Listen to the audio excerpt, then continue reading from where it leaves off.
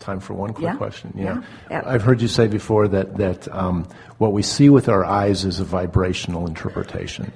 Is that interpretation, the vibrational interpretation, within me, or is it in what I'm trying to perceive? It's within you. Okay. So do I see vibration, is what I guess I'm trying to ask. Do I see vibration outside of me, or is it my vibration that allows me to see things the way that I see them? Well, that was very well stated. It's your vibration that allows you to see, and that's why we say that what you believe is what you see. Of course.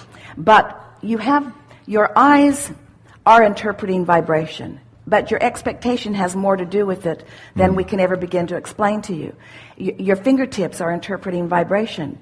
And in this conversation, what we're always seeking to awaken is that there is a vibrational frequency that you don't see with your physical senses, that your emotions are giving you.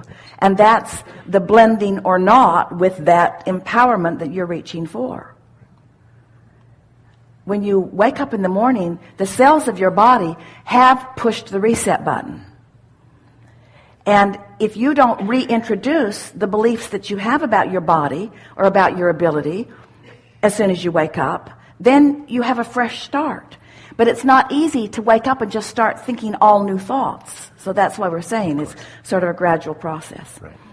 Someone sent Esther a book called The Magic Eye. And she remembers seeing these pictures in the mall some years ago where it just looked like almost like a wallpaper, a very dense pattern. But when you look at it, hold it to your eyes close and then gradually move it away. When you look at it as if you're trying to look through it rather than at it, these three-dimensional images show up on the page. Have any of you experienced those? Esther remembers when they were in the mall, she would get really good at it. She would, especially if they had glass in front of the picture, because she would look at her own reflection in the glass. And because she was not looking at the image, but she was looking at something other than the image, then the three-dimensional image would jump out.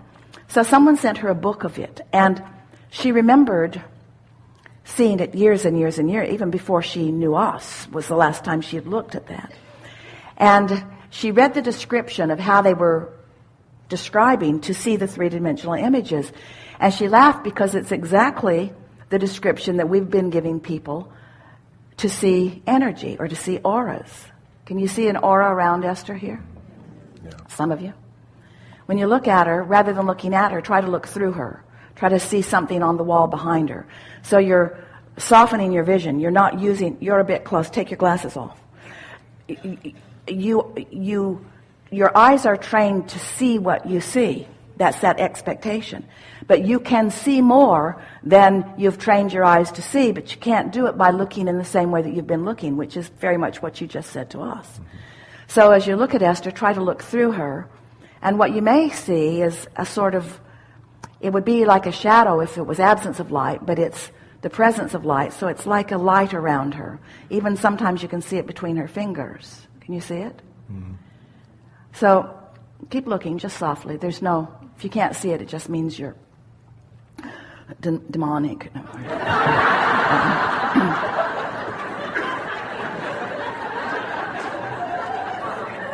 Just look softly. And if you're wearing glasses, it might be a good idea to take them off, because your glasses cause you to focus in a different way than what we're wanting you to do here. So just look in the direction of her. We'll goose the energy up just a little bit. You're a bit close, but you may be able to see it. Yeah? Mm-hmm. Yeah? A bit more? A bit more? And when we move away, sometimes you can see it still standing there. Yeah. Yeah. So you're seeing something that you usually don't see, because you're using your eyes in a different way. And when you get in that high-flying frequency, then that's why you'll be driving and you'll have an impulse to change lanes just at the appropriate moment, because somebody was intending to do something and you had access to that knowledge. When you're in that high frequency and you're involved in sports, especially in competitive sports, you know what somebody else is going to do. You know where they're going to be. You have advanced announcements, because everything happens vibrationally before it happens physically. And when you're tuned into that frequency, your anticipation is better, you see. You feel an impulse You feel an impulse to do something because broader perspective is everywhere and knows everything that is important to you. You feel an impulse to do something, and if you're in that high-flying vibration, you'll follow the impulse, and when you follow the impulse, the payoff is really big. And after the fact, you say, oh boy, that was sure a lucky thing that I got that hunch and I followed through with that. Well, that's what that's all about. Your extensions of source energy, and you're allowing yourself to benefit from that knowledge in a more profound, productive way. Really good. Thank you. Yeah. Much love.